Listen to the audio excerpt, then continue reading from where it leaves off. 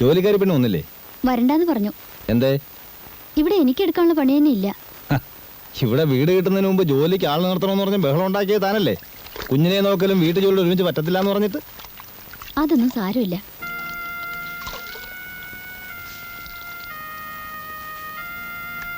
ചെലവ് കുറയ്ക്കാൻ വേണ്ടിയല്ലേ നീ ജോലിക്കാരോട് വരണ്ടെന്ന് പറഞ്ഞത്? എനിക്കറിയാം, എൻ്റെ ഭാര്യ ആയിപ്പോയതുകൊണ്ട് നീ ഒരുപാട് ബുദ്ധിമുട്ടുകൾ അനുഭവിക്കുന്നുണ്ട്. എന്താ ഇങ്ങനെയൊക്കെ പറയുന്നത്? എന്തെങ്കിലും പരാതി ഞാൻ എപ്പോഴെങ്കിലും പറഞ്ഞിട്ടുണ്ടോ?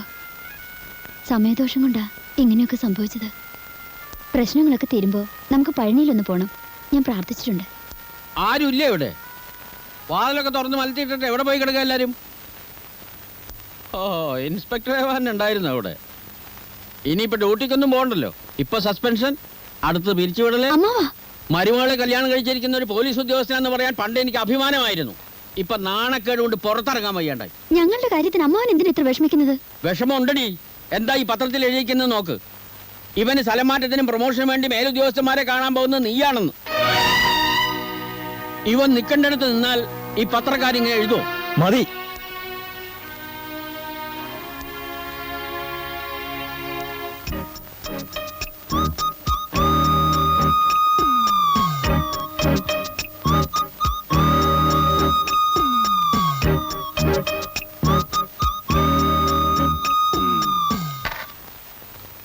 ഇന്നത്തെ പോസ്റ്റിലാണോ ഇത് വന്നത്? അതെ സർ. ഞായറാഴ്ച അർദ്ധരാത്രിക്ക് മുമ്പ് ഈ സ്ഥലം കൊള്ളയടിക്കുമെന്ന് പറഞ്ഞാൽ നാളെയല്ലേ ഞായറാഴ്ച? അതെ സർ. ചുറ്റും കാടുള്ള ഒരു ക്ഷേത്രമാകാനാണ് സാധ്യത. വിഗ്രഹമോഷണമായിരിക്കും. മിസ്റ്റർ ഭാസ്കർ സർ, ഈ സിറ്റിയിലും പരിസരങ്ങളിലുള്ള എല്ലാ ക്ഷേത്രങ്ങളും റിപ്പോർട്ട് പെട്ടെന്ന് എനിക്ക് കിട്ടണം. Yes sir. മൊത്തം 12ഓളം ക്ഷേത്രങ്ങൾ ഈ പട്ടണത്തിലും പ്രാന്തപ്രദേശങ്ങളുമായിട്ടുണ്ട്. ഓരോ യൂണിറ്റിനും ഏത് ക്ഷേത്രത്തിലാണ് ഡ്യൂട്ടി എന്നുള്ള ഇൻസ്ട്രക്ഷൻ ഞാൻ നിങ്ങൾക്ക് തന്നിട്ടുണ്ട്. നാളത്തേക്ക് ആക്കണ്ട. You start your duty as of from now until day after morning. Yes sir. എന്തെങ്കിലും സംശയമോ പ്രശ്നങ്ങളോ ഉണ്ടായാൽ ഉടനെ കൺട്രോൾ റൂമുമായി ബന്ധപ്പെടണം. Now you may proceed to your respective destination.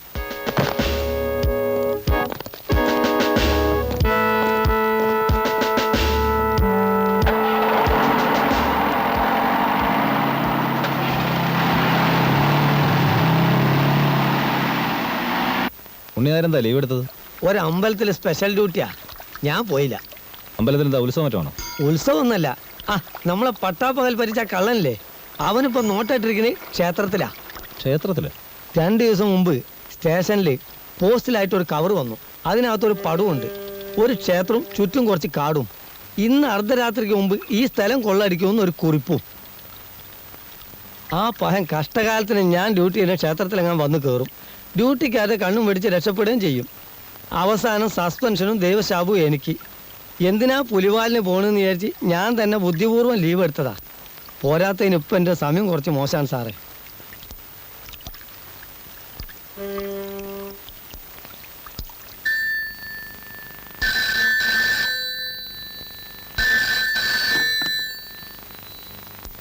Hello, അമ്പലക്കാടനാണ്. അമ്പലക്കാടൻ? എന്താ ഇപ്പൊ ബോധ്യമായോ അമ്പലക്കാടനോട് കളിച്ചാൽ എങ്ങനെ ഇരിക്കുമെന്ന്? എന്താ മിണ്ടാത്തേ? ഒരു ക്ഷേത്രവും ചുറ്റും കുറച്ച് കാടും. ഇന്ന് അർദ്ധരാത്രിക്ക് മുമ്പ് ഈ സ്ഥലം കൊള്ളടിക്കുമെന്ന് ഒരു കുറിപ്പും.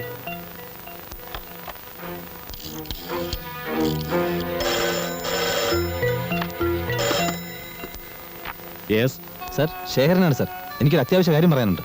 എന്ത് അത്യാവശ്യ കാര്യമാണെങ്കിലും എനിക്ക് കേൾക്കണ്ട. I don't want to hear anything from you. Understand?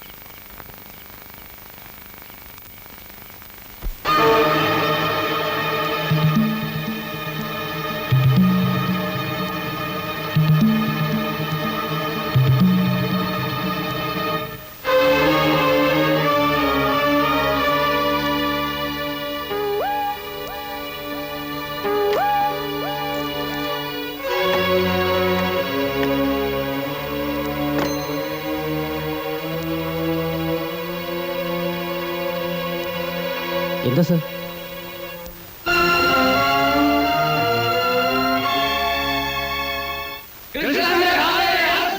കൃഷ്ണന്റെ കാവലനെ അറസ്റ്റ് ചെയ്യുക.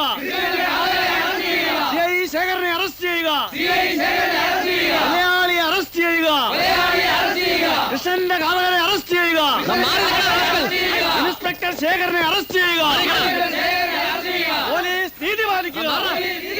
പോലീസ് നീതി പാലിക്കുക. കൃഷ്ണന്റെ കാവലനെ അറസ്റ്റ് ചെയ്യുക. പോലീസ് നീതി പാലിക്കുക. CI ശേഖരനെ അറസ്റ്റ് ചെയ്യുക.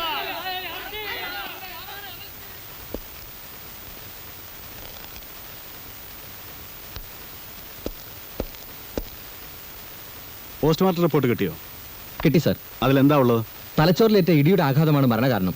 മാത്രമല്ല ശരീരത്തിൽ പല ഭാഗത്തും അടിയുടെ പാടുകളുണ്ട്. ഹലോ, യെസ്, ശരി സാർ. IG സാർ, മാത്യൂസ് ആണ്. ഉവ്വ, പേപ്പറിൽ ന്യൂസൊക്കെ വായിച്ചു. സാർ, അറസ്റ്റ് ചെയ്യേണ്ട ഒരു പോലീസ് ഓഫീസറെയാണ്. അതുകൊണ്ട് അവരല്പം നോ റിഗ്രറ്റ്സ്. എനിക്കിവിടെ ഇരിക്കപ്പുറതിയില്ല. നാട്ടിലുള്ള പത്രക്കാർക്ക് മുഴുവൻ ഹാജരായിരിക്കുക. CM തന്നെ 6 പ്രാവശ്യം വിളിച്ചു കഴിഞ്ഞു. അയാൾ ഇനിയും അറസ്റ്റ് ചെയ്യില്ല എന്ന് ചോദിച്ചുകൊണ്ട്. സിവിലിയൻ ആയാലും ശരി, ഫോഴ്സിലുള്ള ആളായാലും ശരി, കുറ്റവാളികൾക്ക് ഒരു ദാക്ഷിണ്യവും പാടില്ല. Effect the arrest immediately.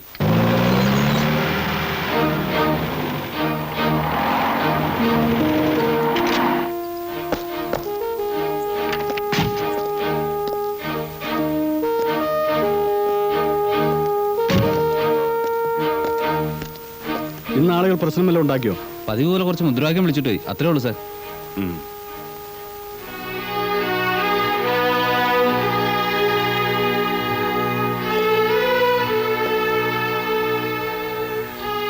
ഒരു അറസ്റ്റ് അവോയ്ഡ് ചെയ്യാൻ ഞാൻ ആവുന്നത്ര ശ്രമിച്ചു നോക്കി. പക്ഷേ പ്രയോജനം ഉണ്ടായില്ല. അത്രയ്ക്കും പ്രഷർ ഉണ്ടായിരുന്നു മോളിൽ നിന്ന്.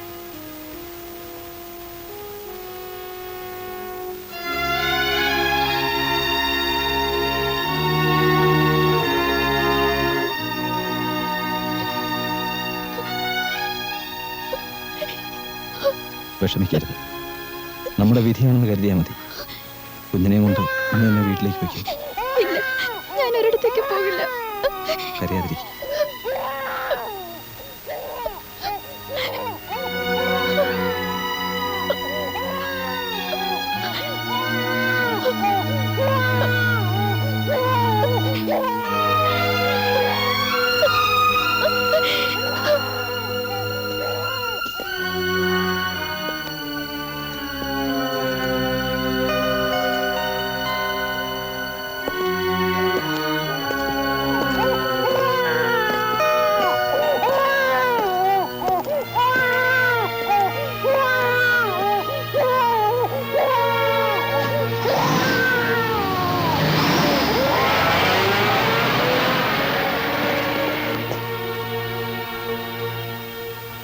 യുവർ ഓണർ, വിസ്തരിക്കപ്പെട്ട സാക്ഷികളുടെ മൊഴിയും മറ്റ് സാഹചര്യ തെളിവുകളും വെച്ച് നോക്കുമ്പോൾ സർക്കിൾ ഇൻസ്പെക്ടർ ശേഖരൻ തന്നെയാണ് കുറ്റം ചെയ്തത് എന്ന് പൂർണ്ണമായും ബോധ്യപ്പെട്ടിരിക്കുന്നു. ഒന്നാം സാക്ഷിയും കൊല്ലപ്പെട്ട കൃഷ്ണന്റെ വീട്ടിലെ ജോലിക്കാരനുമായ അശോകൻ പ്രതി കൃത്യം നിർവഹിച്ചതിന് ശേഷം അവിടെ നിന്ന് ഇറങ്ങിപ്പോകുന്നത് കണ്ടു എന്ന് പറയുന്നത് പൂർണ്ണമായും വിശ്വസനീയമാണ്. അതുപോലെ തന്നെ പ്രതിയെ സംഭവത്തിന് മുമ്പ് കൃഷ്ണന്റെ വീട്ടിൽ കൊണ്ടുചെന്നാക്കിയ KR 2746 ഓട്ടോറിക്ഷയുടെ ഡ്രൈവർ മത്തായിയുടെ മൊഴിയും പ്രതി തന്നെയാണ് കുറ്റം ചെയ്തിട്ടുള്ളത് എന്നുള്ളതിന് ബലമേകും. പോസ്റ്റ്മോർട്ടം റിപ്പോർട്ട് അനുസരിച്ചുള്ള മരണസമയവും പ്രതി അവിടെ ചെന്നതായി പറയുന്ന സമയവും ഒന്നാണെന്ന് സാക്ഷികളുടെ മൊഴിയിൽ നിന്ന് വ്യക്തമാകുന്നുണ്ട്. കൊല്ലപ്പെട്ട കൃഷ്ണനോട് പ്രതിക്ക് പൂർവ്വവൈരാഗ്യമുണ്ടെന്നുള്ളത് സ്പഷ്ടമാണ്. കൊല്ലപ്പെട്ട കൃഷ്ണനെ പ്രതി അയാളുടെ പ്രസ്സിൽ വെച്ച് പരസ്യമായി മർദ്ദിച്ചതിനും പുലഭ്യം പറഞ്ഞതിനും തെളിവുകളുണ്ട്. താൻ സസ്പെൻഷനിലാകാനുള്ള കാരണം കൊല്ലപ്പെട്ട കൃഷ്ണനാണ് എന്ന് മനസ്സിലാക്കിയ പ്രതി പ്രതികാരം വീട്ടുകയായിരുന്നു. ഏതോ കള്ളനെ പിടിക്കാൻ വേണ്ടിയാണ് പ്രതി കൃഷ്ണന്റെ വീട്ടിൽ ചെന്നത് എന്ന ഡിഫൻസ് വക്കീലിന്റെ വാദം ഒരു തരത്തിൽ നിലനിൽക്കുകയില്ല. കാരണം സസ്പെൻഷനിൽ ഇരിക്കുന്ന ഒരു ഓഫീസർക്ക് ഔദ്യോഗിക ചുമതലകളൊന്നുമില്ല.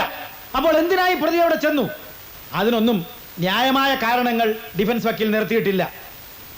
യുവർ ഓണർ, പട്ടണത്തിലെ മാന്യനും പത്രമുടമയുമായ കൃഷ്ണനെ വ്യക്തിവൈരാഗ്യം തീർക്കാൻ വേണ്ടി ക്രൂരമായി മർദ്ദിച്ച് കൊലപ്പെടുത്തിയതാണെന്നുള്ളത് സംശയാതീതമായി തെളിഞ്ഞിരിക്കുന്ന സ്ഥിതിക്ക് ഈ പ്രതിക്ക് ഇന്ത്യൻ ശിക്ഷാ നിയമം അനുവദിക്കുന്ന ഏറ്റവും കഠിനമായ ശിക്ഷ തന്നെ നൽകണമെന്ന് ഞാൻ ബഹുമാനപ്പെട്ട കോടതിയോട് അപേക്ഷിക്കുകയാണ്. That's all your owner.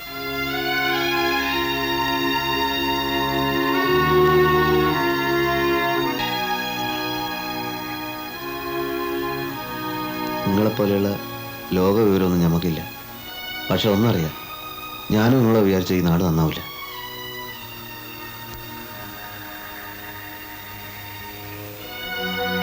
ആർക്ക് വേണ്ടിയിട്ടാണ് നിങ്ങൾ ബേജാറാവുന്നത്? പണക്കാരെടുത്തുനിന്ന് സർക്കാർ നികുതി എന്നൊക്കെ പറഞ്ഞിട്ട് പണം പിരിക്കും. പക്ഷെ പട്ടിണി കിടക്കുന്നവർക്ക് ഒരു നേരത്തെ ചോറ് കൊടുക്കാൻ ഇവിടെ ആരുമില്ല. നിങ്ങളോട് നമ്മൾ മുമ്പ് പറഞ്ഞിട്ടുള്ളത് പോലെ ഇവിടുന്ന് സ്ഥലം വിട്ടോളി. ഈ ദുനിയാവിൻ്റെ ഏതെങ്കിലും ഒരു മൂലയ്ക്ക് നിങ്ങൾ ജീവനോടെ ഇരിക്കുന്നുണ്ടെന്ന് അറിഞ്ഞാൽ മതി നമുക്ക്. അതുകൊണ്ടാണ് പറയുന്നത്. നമ്മുടെയൊക്കെ തലയിൽ ചിലതൊക്കെ പടച്ചോ മരച്ചു വെച്ചിട്ടുണ്ട് ജമാലെ. അതുപോലെ നടക്കും.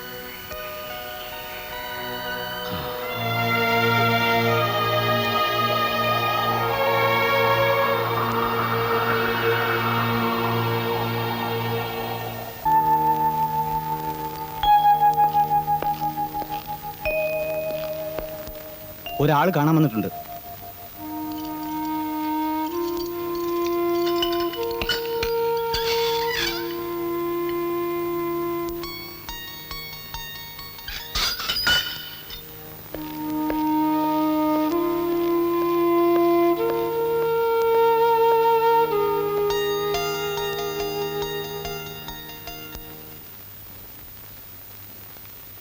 മനസ്സിലായില്ലല്ലേ? രൂപം കൊണ്ട് എന്നെ തിരിച്ചറിഞ്ഞില്ലെങ്കിലും ശബ്ദം കൊണ്ടറിയാൻ നിങ്ങൾക്ക് സാധിക്കും. ഫോണിൽ പലപ്പോഴും നമ്മൾ തമ്മിൽ സംസാരിച്ചിട്ടുണ്ട്. യെസ്, ഞാൻ തന്നെ. ഇങ്ങനെയൊരു കണ്ടുമുട്ടൽ ഞാൻ തീരെ പ്രതീക്ഷിച്ചതല്ല. കള്ളം പുറത്ത്, പോലീസ് അകത്ത്, വിധി എന്നല്ലാണ്ട് എന്താ പറയാ. ഈ അവസ്ഥയിൽ നിങ്ങൾക്ക് എന്നെ ഒന്നും ചെയ്യാനാവില്ലെന്ന് എനിക്കറിയാം. കളവിനേക്കാൾ വലിയ കുറ്റമാണ് കൊലപാതകം. മറ്റുള്ളവരെ വിശ്വസിപ്പിക്കാൻ നിങ്ങളെക്കാൾ എളുപ്പം എനിക്കാണ്. നിങ്ങളൊരു പാവമാണ് മിസ്റ്റർ ശേഖർ. ഉദ്യോഗത്തിനോട് നീതി പുലർത്താൻ മാത്രമേ നിങ്ങൾ പഠിച്ചിട്ടുള്ളൂ. എന്തിന്, ആർക്ക് വേണ്ടി എന്നൊന്നും നിങ്ങൾ ആലോചിച്ചിട്ടേയില്ല. ഉണ്ടോ? നിങ്ങൾ നിരപരാധിയാണെന്ന് എനിക്കറിയാം. എനിക്ക് മാത്രമേ അതറിയാവൂ. കോടതിക്ക് സാക്ഷിമൊഴികളെ വിശ്വസിക്കേണ്ടി വരുമ്പോൾ നിരപരാധികളും ശിക്ഷിക്കപ്പെടും. പക്ഷേ നിങ്ങൾ ശിക്ഷിക്കപ്പെടരുതെന്ന് എൻ്റെ മനസാക്ഷി എന്നോട് പറയുന്നു. നന്മയുടെ ഭാഗത്ത് നിൽക്കുക എന്നത് നീതിപാലകരുടെ മാത്രം കുത്തകയല്ല. അത് നിങ്ങൾ മനസ്സിലാക്കണം. ഞാൻ നിങ്ങളുടെ വീട്ടിൽ പോയിരുന്നു. നിങ്ങൾക്കൊന്നും സംഭവിക്കില്ല എന്ന് നിങ്ങളുടെ ഭാര്യയ്ക്ക് ഞാൻ വാക്ക് കൊടുത്തിട്ടുണ്ട്. അവരത് വിശ്വസിച്ചിട്ടുണ്ടോ ഇല്ലയോ എന്ന് എനിക്കറിയില്ല. കേസിന്റെ വിധി പറയുന്നതിന് മുമ്പ് നമുക്ക് വീണ്ടും കാണാം. Best of luck.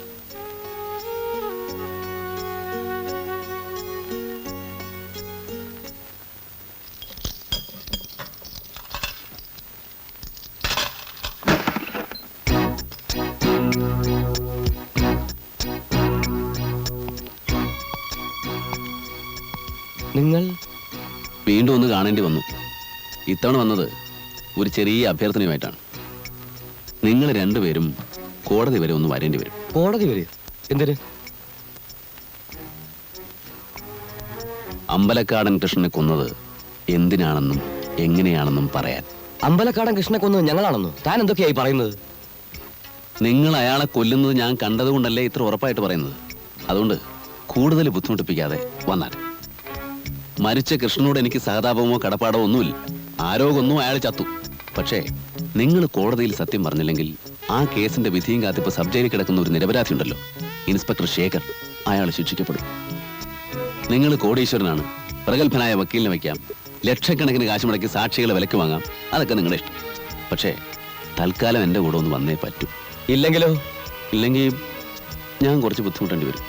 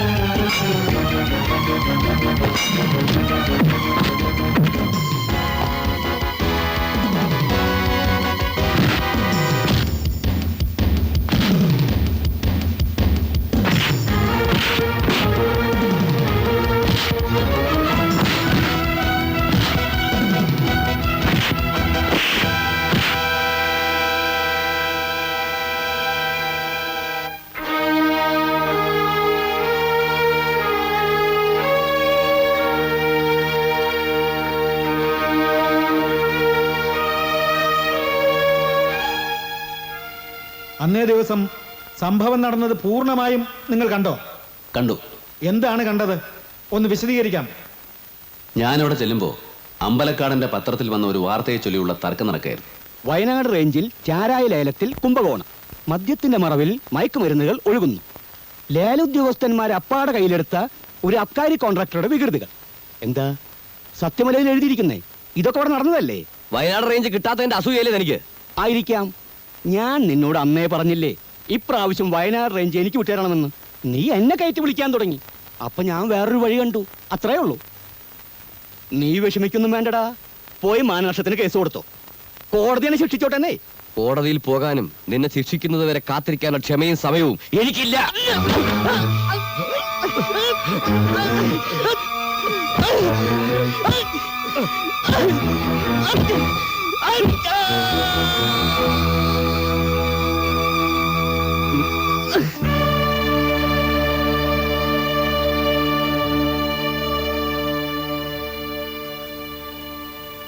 തീർന്നു തോന്നണേ. വാ പോവാ.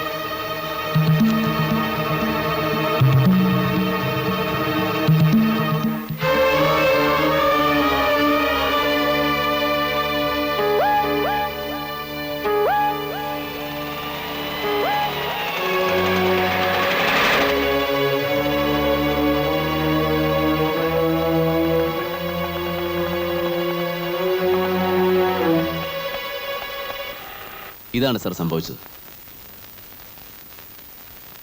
ആ സമയത്ത് നിങ്ങൾ എന്തിനാ അവിടെ പോയി? കക്കാൻ, അല്ല എന്തിനാ?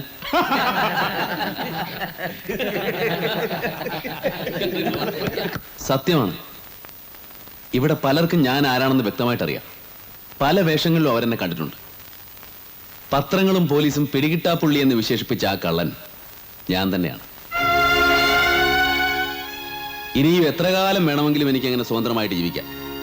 ഈ കീഴടങ്ങൽ മനഃപൂർവ്വമാണ്. ഇല്ലെങ്കിൽ നിരപരാധിയായ ഒരു മനുഷ്യൻ ശിക്ഷിക്കപ്പെടും. കാരണം അമ്പലക്കാടനെ കൊന്നത് ഇൻസ്പെക്ടർ ശേഖർ അല്ല എന്നറിയാവുന്ന ഒരേ ഒരു സാക്ഷി ഞാൻ മാത്രമാണ്. കള്ളനാണെങ്കിലും മനസാക്ഷിയുള്ളവനാണ് സാറേ ഞാൻ. ഇൻസ്പെക്ടർ ശേഖരനെ രക്ഷിക്കാൻ നിങ്ങൾ കെട്ടിച്ചമച്ചുണ്ടാക്കിയ കഥ അല്ല ഇതെന്ന് കോടതി എങ്ങനെ വിശ്വസിക്കും? നിയമം കുറേയൊക്കെ എനിക്കും അറിയാം സാർ. വ്യക്തമായ തെളിവുകളോടുകൂടി തന്നെയാണ് ഞാൻ ഇവരെ കോടതിയിൽ ഹാജരാക്കിയിരിക്കുന്നത്. നിരപരാധിയായ ഒരു മനുഷ്യനെ രക്ഷിക്കാൻ സ്വന്തം ജീവിതമാണ് ഞാൻ അടിയറ വയ്ക്കുന്നത്. തെളിവായിട്ട് ഒരു കള്ളനെ പിടിക്കാൻ ലക്ഷങ്ങളും കോടികളും ചെലവാക്കാൻ ഇവിടെ വകുപ്പുണ്ട്. പക്ഷേ അവൻ എങ്ങനെ കള്ളനായി എന്നറിയാൻ ആരെങ്കിലും ശ്രമിക്കാറുണ്ടോ? ആരും കള്ളനായി ജനിക്കാറില്ല സാർ. സാഹചര്യങ്ങളാൽ കള്ളനാക്കപ്പെടുകയാണ്. ഞാനും അങ്ങനെ തന്നെ. സർക്കാരിനെയും ജനങ്ങളെയും വഞ്ചിക്കുന്നവരെ ദൈവം പോലും ശിക്ഷിക്കുന്നില്ല എന്നുള്ള അറിവ്. നേരായ മാർഗത്തിലൂടെ ജീവിക്കാൻ ശ്രമിച്ചവർ പട്ടിണി കിടക്കുന്നത് കാണേണ്ടി വന്നപ്പോഴുണ്ടായ അമർഷം. അനാഥനായ എന്നെ കള്ളനാക്കിയ കാരണങ്ങൾ ഇതൊക്കെ തന്നെയാണ്. പക്ഷേ വയറ് വിശക്കുന്നവന്റെ എച്ചിൽ പാത്രത്തിൽ ഞാൻ ഇതുവരെ കൈയിട്ട് വരട്ടില്ല. പരിശോധിച്ച് നോക്കാം. ഞാൻ നടത്തിയിട്ടുള്ള ഓരോ കളവും ന്യായമായിട്ടുള്ളതായിരുന്നു. മാന്യതയുടെ കുപ്പായമിട്ട് നടക്കുന്നവർ പലരും എന്നേക്കാൾ വലിയ കള്ളന്മാരാണ്. മദ്യത്തിൽ മായം ചേർക്കുന്നവർ, നിരോധിക്കപ്പെട്ട മരുന്ന് വിറ്റ് കാശുണ്ടാക്കുന്നവർ, കള്ളക്കണക്ക് മാത്രം ബോധിപ്പിച്ച് ഇൻകം ടാക്സിന് വെട്ടിക്കുന്നവർ, എല്ലാവരും ഓരോ അർത്ഥത്തിൽ കള്ളന്മാരാണ്. ബഹുമാനപ്പെട്ട കോടതിക്ക് എന്നെ ശിക്ഷിക്കാം. തുറന്ന മനസ്സോടെ എല്ലാ സത്യങ്ങളും ഞാൻ ബോധിപ്പിക്കാം.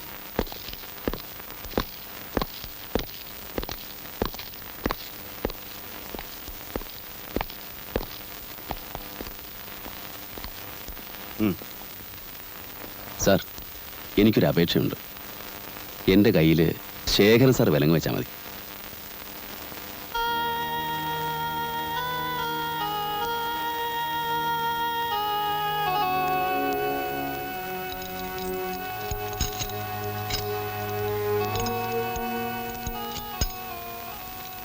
സാറിനെ ഞാൻ ഒരുപാട് വിഷമിപ്പിച്ചല്ലേ?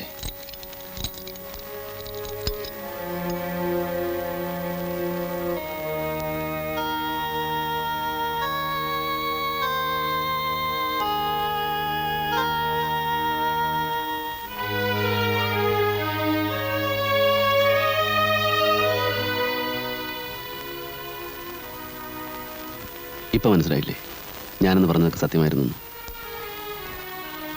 യോഗ്യനായ ഒരാളെ കല്യാണം കഴിച്ച് ഭാര്യയായി അമ്മയായി ആനി സുഖമായിട്ട് ജീവിക്കണം. ഞാനെന്ന് പറഞ്ഞതുപോലെ കുട്ടികൾക്കൊരു കള്ളന്റെ കഥ പറഞ്ഞു കൊടുക്കാൻ മറക്കരുത്. വരട്ടെ.